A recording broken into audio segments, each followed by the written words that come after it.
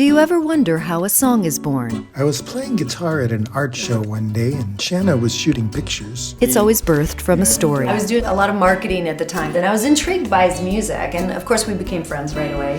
When I met Jeff, he was doing instrumental music. He does really powerful instrumental music that's been successful. But Jeff had never done lyrics. I'd written my first children's story, and then one day he called and he's like, hey, do you want to do some more children's content?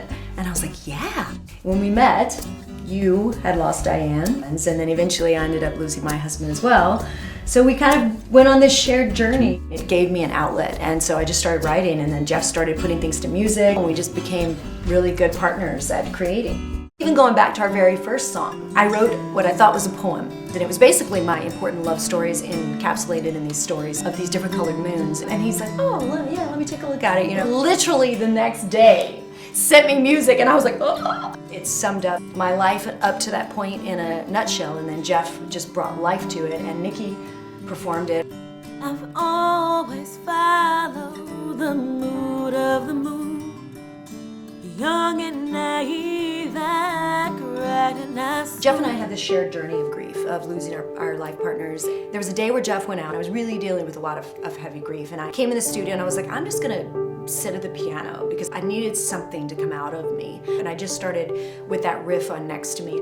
Next to Me was me processing what happened in my particular story and kind of the things I wish I had said if I'd have known what was going on. When darkness comes and you can't find your way, not only did it get translated to Hindi, We've done it in Mandarin. the song has already been translated into 4 languages.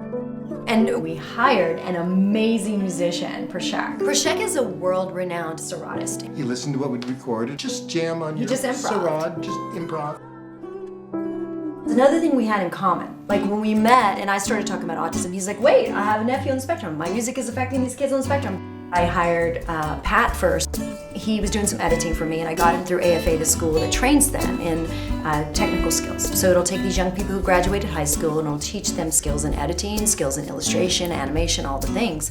We got a private grant from a doctor who stood behind our work and just was like, hey, I'll fund this. I was the first person to ever pay Pat. I remember the look on his face and on his mother's face. It sparked something inside of me. These young people are capable, and we've gotten to a point now where we have a body of work to show. We have a team that's wonderful. Now the plan is to look for distribution help, just spreading the word about the work that we're doing.